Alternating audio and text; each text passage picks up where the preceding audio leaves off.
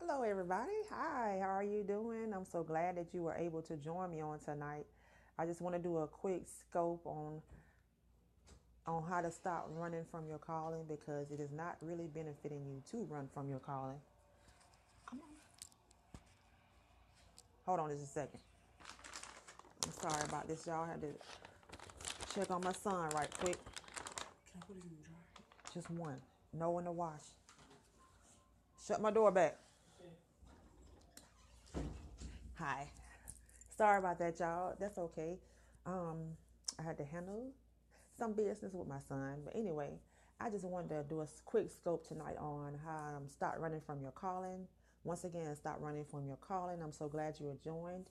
My name is Andrea Williams, and my website is hopewithandrea.com, and you can find me there. But I just wanted to share this message with you about stop running from your calling because a lot of us are doing that, and we are in places and that we don't need to be. We're in jobs we don't like and we're not supposed to be in, but we do it because we have to, or we don't pray our way out, or we don't answer the call, so we keep ignoring the call. And the call is really to help other people, and you got to look outside yourself and help other people. And I know you can't see that right now because you're thinking about the obvious, you're thinking about what's in front of you right now, what you have to handle right now. But I urge you not to ignore the call. I was this weekend I went to see the movies with my mom and my aunts, and the movie we went to see was King Arthur. And in the movie, the main character Arthur, it's funny because he was the most unsuspecting person to be king. He was raised in a brothel. His parents died. He was raised in a brothel, and you don't think somebody from that lineage would be raised up to be a king. But anyway, in the movie, he had this sword he had to come to grips with in order to rule. And in the beginning, he couldn't handle the sword. He didn't know how to do it. He didn't know how to rule with it, and he didn't know how to take over and claim his spot as a king. He didn't know how to answer the call. So when he started stepping into that call and started working with the sword, stuff started happening. Disaster started happening, and then he wondered why am I doing this? Pretty much, this doesn't make any sense. My life was much easier the other way. Back the other way. Life is much easier in our comfort zones. How many know that? I know that. How many of us know that it's so much easier when we know what to expect, what we need to do every day? We're in this mediocrity kind of thing. So that was the situation with him. Even though he had lost everything, he still had this calling. So since the disaster happened, that didn't stop him from being called to be the king. So he threw the sword away in the water. But I don't want to tell you the whole story. He threw away the sword in the water, to get away from it. And he just ran as fast as he can in the forest, just running, running, running, running away from the calling. Are you guilty of that? Are you guilty of ignoring your calling, and you're guilty of ignoring the calls that God has been showing you all this time? Are you guilty of ignoring the confirmations? Are you guilty of running and running because you have bills to pay? You have responsibilities. You have all this stuff going on in your life. All hell may be breaking loose, and you don't have no time to answer no call. Maybe you feel that way. So I was just amazed about, or maybe you just feel unqualified. Yeah, that's exactly. Or maybe you did try to step out there and you caused disaster, and you just made all these mistakes, and stuff was just real shaky, and you just like, okay, forget it. Maybe this wasn't my calling. Maybe I heard God wrong. But it's so funny because some reason, I don't want to tell you the movie, the sword was saved. And the person that saved the sword warned the future king that if you don't, you have to accept this calling pretty much. If you don't, this would happen. And she started showing him all the stuff that would happen, how the people would perish, how the people would be destroyed, but not having somebody rule, by not having him rule, particularly. So I just wanted to share that with you because, oh, I'm sorry. Let me go back. He did accept the sword eventually, and he did, you learn how to use it. But like I said, I don't want to tell you the whole movie, but it was so good. I just thought that part was interesting because I can apply that to my life. I'm sure you can apply that to your life. How we all run from a calling. Um, and I know it's scary. I know it doesn't make any sense. I know you don't know what's going to happen on the side. It's something about the fear of unknown that just scares us to death. And I'm one of those people, like fear of live camera.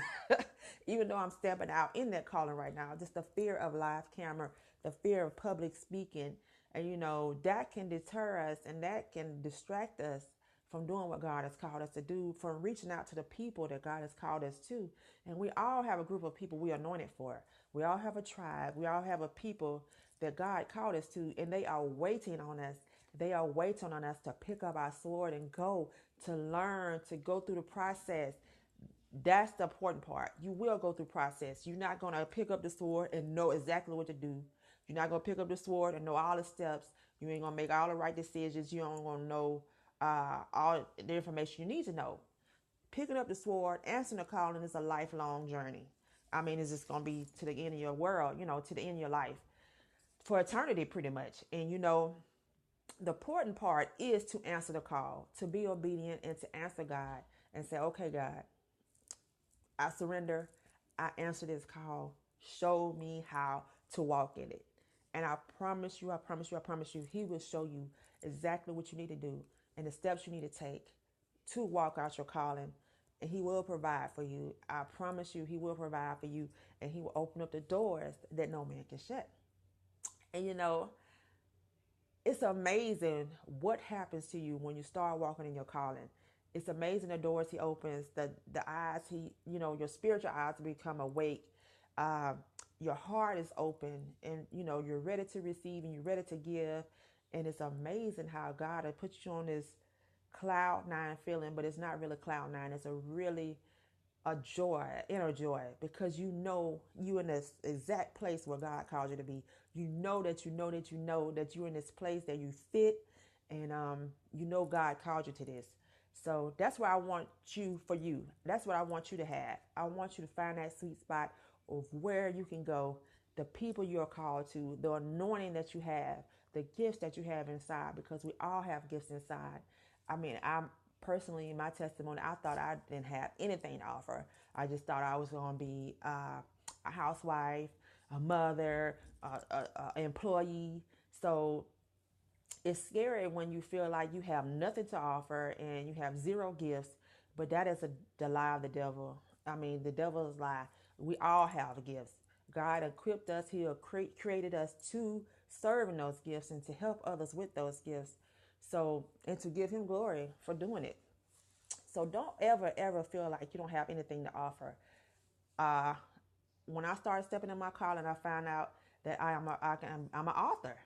I'm an author. I love to write. So even though I've seen it all through my life where I wanted to write, but I just write here and there. It wasn't anything I showed anybody or anything like that. But as I started to walk in it, you feel me? As I started to walk in that calling, God has started to lead me down this path, and I saw where he was going. And now I have a published book. Do you hear me? Now I have a self-published book. And it's amazing because you be like, it's nowhere in the world. I'm just a housewife. I'm just a mom. I'm just an employee in a cubicle. You know what I mean? I'm just at this desk. I'm just at this cash register. That's how you feel. But that's a lie. You got so much to offer, so much to give, and so many people waiting on you with your gifts, with your blessings, to just bless their life. And it's amazing how God intertwines and uses us all, because we all are needed in this world. All right, I just wanted to share that with you. Stop running from your calling, because people are waiting on you and they need you right now in this moment. So if this helped you or this blessed you, please share with your friends. Please share with your followers. Or you can come see me at hopewithandrea.com. I will be broadcasting more consistently so you can see more Christian advice, and that'll help you and strengthen you. And my main areas that God is talking to me about to help his people is providing hope for you, and purpose and wealth, building wealth God's way. All right. Okay, one more thing. Your assignment for tonight, your assignment, whenever you watch this, even if you're on a replay, your assignment is Romans 12. Read the chapter of Romans 12. If you don't like to read, listen to it on audio. They got a lot of audio uh, versions out there online. BibleGateway.com is the main one I use. So read it, audio, listen to it, just get it in your system, get it in your spirit, so you'll know that'll change your life and that'll bless you too, and that'll help you with as you walk in your calling. Answer the call and stop running, because the calling is waiting on you and the people are waiting on you. All right, you have so much to offer and the world is waiting. I can't wait to meet you and see you. All right, much love. Bye.